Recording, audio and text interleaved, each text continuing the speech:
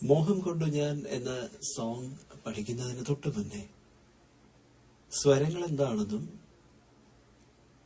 ആ സ്വരങ്ങൾ ഉപയോഗിച്ചാണ് നമ്മൾ ഈ പാട്ട് പാടേണ്ടതെന്നും ഏതൊരു പാട്ടിന്റെയും ബാക്ക് ബോണായി വർക്ക് ചെയ്യുന്നത് ഈ കാണുന്ന സ്വരങ്ങളുടെ പല ഗ്രൂപ്പിംഗുമാണെന്ന് നമ്മൾ മനസ്സിലാക്കേണ്ടിയിരിക്കുന്നു. വളരെ ഇൻഡെപ്ത് ആയിട്ട് പോകുന്നില്ലെങ്കിൽ പോലും സ്വരങ്ങളുടെ ബേസിക് ഐഡിയ നമുക്കുണ്ടായിരിക്കുന്നത് നല്ലതാണ്. അതുകൊണ്ട് എന്താണ് ഈ സ്വരാസ് എന്നും അതിന്റെ ഡീറ്റെയിൽസിലേക്കും നമുക്കിപ്പോൾ പോവാം. ഏറ്റവും താഴെ കാണുന്ന ഹൈലൈറ്റ് ചെയ്തിരിക്കുന്ന സ എന്ന സ്വരം നമുക്കെല്ലാവർക്കും അറിയാം. സരിഗമ പധനി 7 സ്വരങ്ങളാണുള്ളത്. എന്നാൽ 7 സ്വരങ്ങൾക്ക് ഇടയിൽ ഒരുപാട് കുഞ്ഞു കുഞ്ഞു സ്വരാസിന്റെ കോമ്പിനേഷൻസ് വരാറുണ്ട്.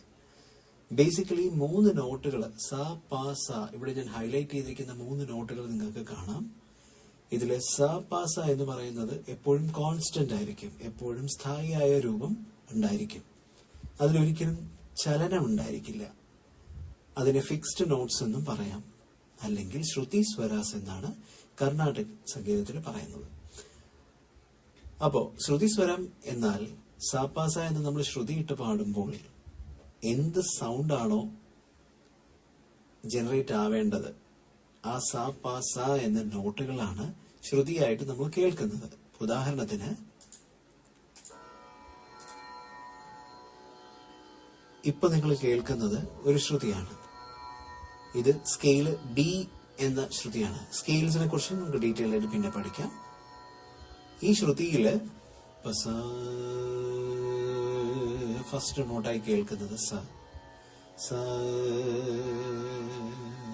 അടുത്ത പിച്ചിങ് സ്റ്റോൺ ആയിരിക്കും പ. ശ്രുതിയിൽ അടുത്ത സ്വരം പായാണ്. കണ്ടോ, നിങ്ങൾ ശ്രദ്ധിച്ചു കാണും, കുറച്ച് മുകളിലേക്കാണ് സ്വരം ആയിട്ടുള്ളത്. സ രി കഴിഞ്ഞു, ഗ കഴിഞ്ഞു, മ കഴിഞ്ഞു, പ. സ കഴിഞ്ഞ് 5ാമത്തെ നോട്ടായിട്ടാണ് പഞ്ചമം പാടുന്നത്. അപ്പൊ അത്രയും മുകളിലാണ് എന്ന് നിങ്ങൾ മനസ്സിലാക്കുക. ഈ കാണുന്ന സ്വരാസിനെ നമ്മൾ പറയുന്നത് സ്റ്റെപ്പ് ഓഫ് സ്വരാസ് എന്നാണ്. സ്റ്റെപ്പ് ഓഫ് സ്വരാസ് ഒരാൾക്ക് നല്ലതുപോലെ അറിയാമെങ്കിൽ ആ ആളിന് സ്വരസ്ഥാനം ഉറച്ചിരിക്കും, പെട്ടെന്ന് തന്നെ ഉറയ്ക്കാൻ സഹായിക്കുകയും ചെയ്യും.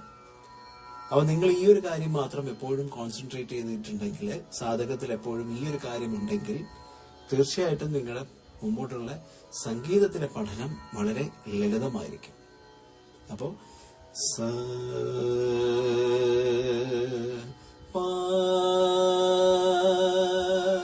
ഇനി ഏറ്റവും മുകളിൽ കാണുന്ന ആ സ എന്ന് പറയുന്നത് അടുത്ത ഒക്ടേവ്. ഒക്ടേവ് എന്ന് പറഞ്ഞാൽ 8, ഒക്ട എന്ന് പറഞ്ഞാൽ 8 എന്നാണ് മീനിങ് വരുന്നത്. ഒരു ഗ്രൂപ്പ് ഓഫ് സ്വരാസ് എന്ന് പറയുന്നത് 7 നോട്ടുകളാണ്, സരിഗമ പധനി. അടുത്ത ഗ്രൂപ്പ് എന്ന് പറയുന്നത് ഒന്നുകിൽ പ്ലസോ ആയിരിക്കാം അല്ലെങ്കിൽ മൈനസോ ആയിരിക്കാം. പ്ലസ് എന്ന് പറഞ്ഞാൽ മുന്നോട്ട്, മൈനസ് എന്ന് പറയുമ്പോൾ പിന്നിലോട്ട്. മുന്നോട്ട് എന്ന് പറയുമ്പോൾ താരസ്ഥായി സ്വരങ്ങൾ, മുകളിലേക്കുള്ള സ്വരങ്ങൾ. അവിടെയും ഈ ഗ്രൂപ്പിംഗ് തന്നെയാണ്, സരിഗമ പധനി തന്നെയാണ് പോകുന്നത്. എന്നാൽ അതിനെ നമ്മൾ വിളിക്കുന്നത് നെക്സ്റ്റ് ഒക്ടേവ് എന്ന് വിളിക്കും. അപ്പൊ ഇത് നമ്മള് കർണാടക സംഗീതത്തിലാണെങ്കിൽ മധ്യസ്ഥായി സ്വരാസ് എന്നാണ് പറയുന്നത്, സരിഗമ പധനി. ചിലപ്പോൾ ചിലര് അത് കേട്ടിട്ടുണ്ടാവണം. മധ്യസ്ഥായി സ്വരം. താരസ്ഥായി സ്വരം എന്ന ഒരു ഗ്രൂപ്പിംഗ് ഉണ്ട്. താരസ്ഥായി മീൻസ് സരിഗമ പധനി സ എന്ന് കഴിഞ്ഞിട്ട് ആ സാ തൊട്ട് മുകളിൽ പാടുന്ന സാ മുതൽ വീണ്ടും സരിഗമ പധനി പോവുകയാണെങ്കിൽ അത് താരസ്ഥായി. ഇനി ഇതേ ഗ്രൂപ്പിന്റെ താഴോട്ടുള്ള സ്വരങ്ങൾ ബേസിലോട്ടാണെങ്കിൽ സാനി ധാപ മകരി സ എന്നത് ഇവിടെ നമ്മൾ തിരിച്ചിറങ്ങുന്ന സാനി ധാപ മകരി സ കഴിഞ്ഞിട്ട് പിന്നെയും സാനീധ എന്ന് പറഞ്ഞ് ബേസിലോട്ട് നമ്മൾ പാടി പോവുകയാണെങ്കിൽ ആ പറയുന്ന നോട്ടിനെ മന്ത്രസ്ഥായി സ്വരാസ് എന്ന് വിളിക്കും.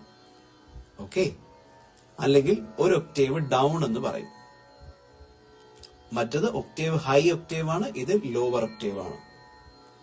കർണാടക സംഗീതത്തില് നമ്മൾ മന്ത്രസ്ഥായി, മധ്യസ്ഥായി, മന്ത്രസ്ഥായി, മധ്യസ്ഥായി, താരസ്ഥായി എന്ന് നമ്മൾ അതിനെ വിളിക്കുമെങ്കിൽ വെസ്റ്റേൺ സംഗീതത്തില് കീബോർഡ് നോട്ടുകൾ വാല്യൂ നമ്മൾ നോക്കുകയാണെങ്കിൽ ആ വൈറ്റ് കീസിന്റെ ഇതിനകത്ത് വെച്ച് നോക്കുമ്പോൾ C3 എന്ന് പറയുന്ന ഒരു ഗ്രൂപ്പിംഗ് ഉണ്ട്.